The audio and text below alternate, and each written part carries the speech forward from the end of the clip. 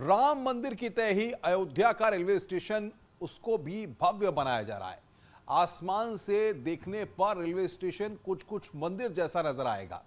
Station जितना hi tech होगा उतना ही आध्यात्म का एहसास भी कराएगा। देखिए हमारी संवाददाता जीनत सिद्दीकी की ये ग्राउंड रिपोर्ट।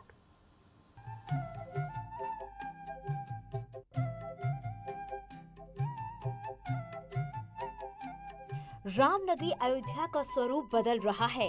राम मंदिर के निर्माण के साथ ही नए रेलवे स्टेशन का भी काम जोर शोर से चल रहा है। मंदिर तक पहुंचने के लिए कनेक्टिविटी और सुविधाओं को बढ़ाने का काम युद्ध स्तर पर जारी है। अयोध्या रेलवे स्टेशन का कायाकल्प हो रहा है। तमाम तरह की तस्वीरें हम आपको इस अपनी विशेष कवरेज में दिखा रहे हैं। मुख्य रूप से अगर हम बात करें तो 3 द्वार होंगे। हम जिस द्वार पर खड़े हैं उसके जरिए हम आपको अंदर लेके चलते हैं कि डेवलपमेंट क्या हो रहा है।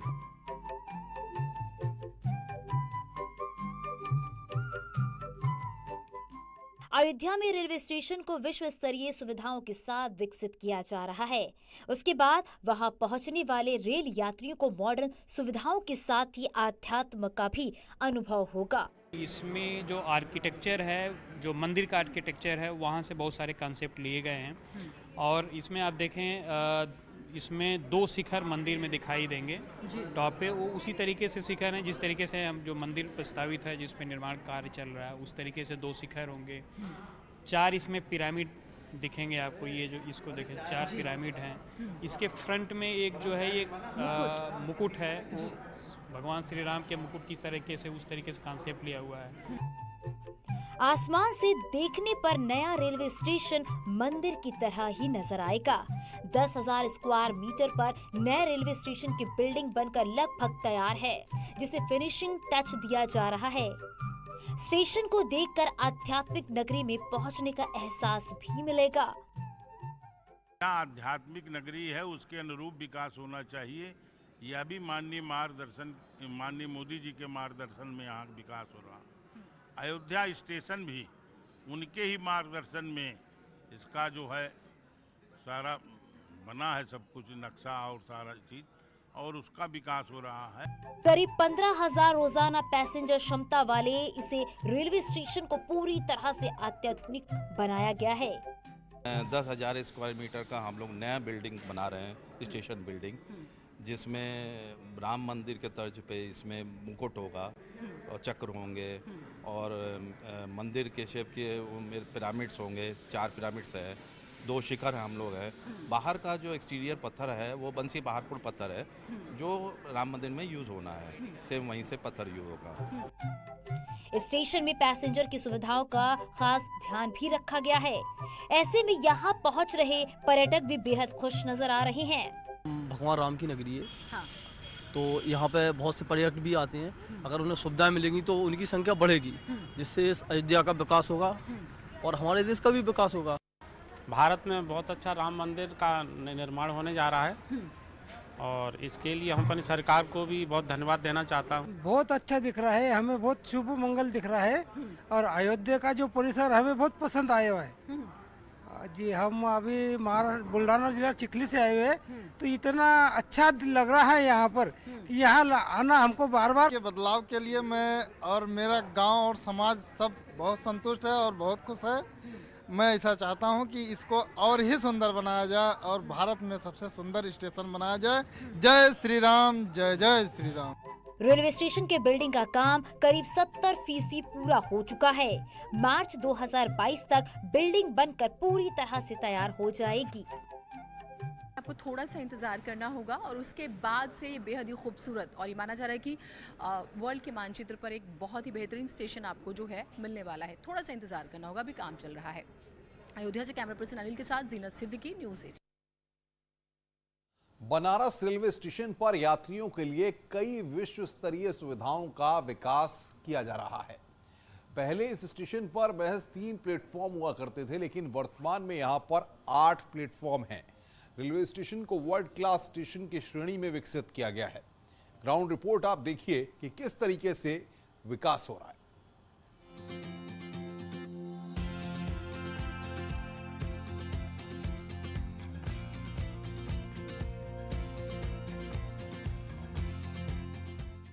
प्रधानमंत्री मोदी के संसदीय क्षेत्र वाराणसी का ये रेलवे स्टेशन।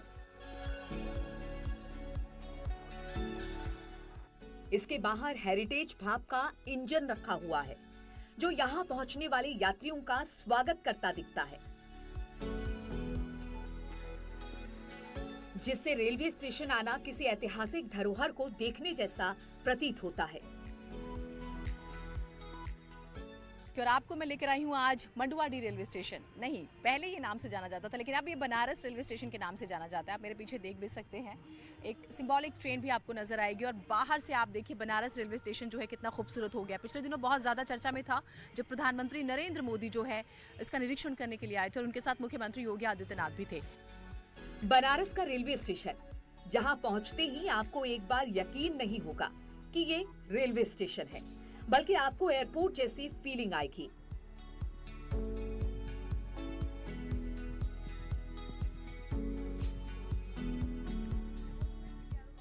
जहां स्टेशन के अंदर प्लेटफॉर्म में यात्रियों की सुविधाओं का पूरा ख्याल रखा गया है।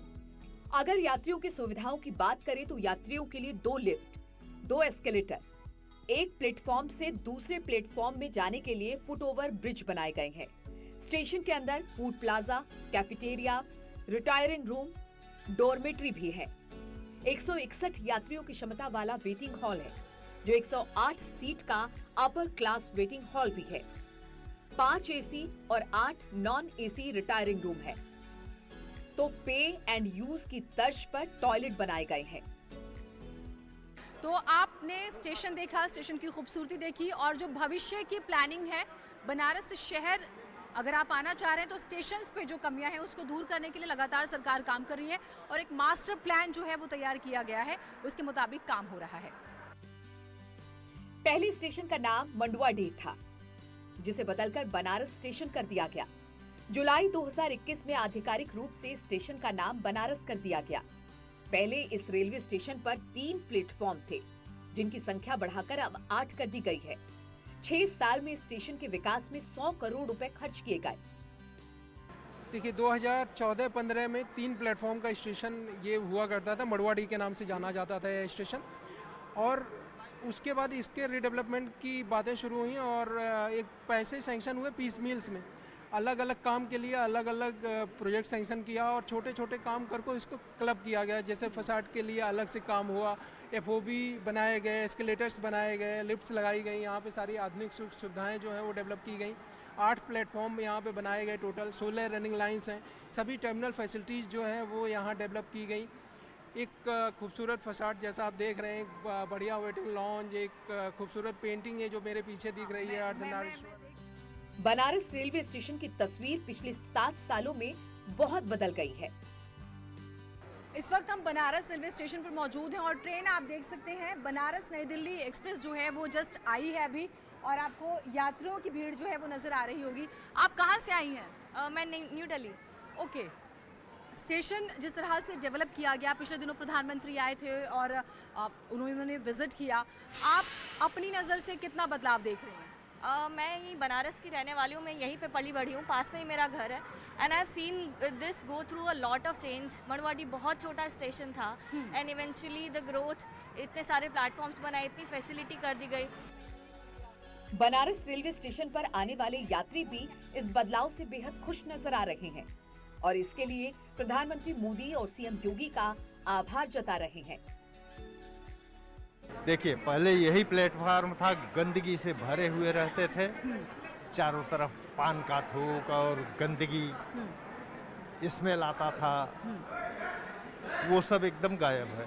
फॉर द फर्स्ट टाइम हम पहली बार बनारस आ रहे हैं और अभी जो मैंने आके देखा है, फर्स्ट लुक जो बनारस स्टेशन का है, जो पहले के फोटोग्राफ्स थे वो काफ़ी चेंज हैं। और जो यहाँ पे आके ये जो सफाई व्यवस्था, फर्स्ट इंप्रेशन तो इससे ही जाता है, सफाई से। जो सफाई है वही इतनी अच्छी लग रही है और इतना वेल मेंटेन्ड, किस तरीके से इसका प्रेजेंटेशन एक एयरपोर्ट की तरह बना दिया गया है हमारे रेलवे स्टेशन को, ये हमें बहुत अच्छा लग रहा है। यह हमारे इस धार्मिक प्लेस को उठाने के लिए कि हाँ, समाज में पूरी इंडिया में अपनी भारतीय संस्कृति का नाम हो, और जो नहीं आते थे लोग यहाँ पे बनारस में घूमने के लिए, वो अब बढ़ चढ़कर यहाँ पर आ रहे हैं। यहाँ की सफाई व्यवस्था, यहाँ के जितने भी कार्य हुए हैं उन सभी की सराहनीय हैं। बनारस स्टेशन का विकास लगातार जारी है।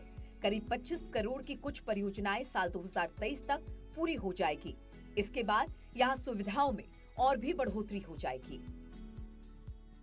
हर तस्वीर का हम जिक्र कर रहे हैं और ये रेलवे स्टेशन क्यों चर्चा में है, न सिर्फ बनारस में, न सिर्फ उत्तर प्रदेश में, बल्कि दुनिया भर में इसकी बात हो रही है। ये विशेषता हमने आपको बताई। बनारस से मेरे सहयोगी अनिल के साथ जीनत सिद्दीकी, न्यूज़ 18 यूपी।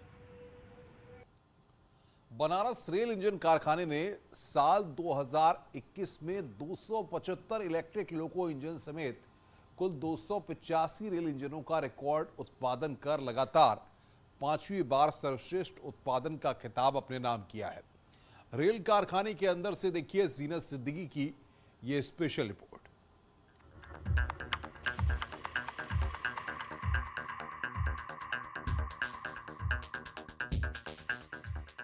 वाराणसी का रेल इंजन कारखाना जहां एक तरफ डीजल इंजन का निर्माण हो रहा है, वहीं प्रदूषण को कम करने के लिए यहां रेल इंजन कारखाने में इलेक्ट्रिक इंजन बनाए जाते हैं।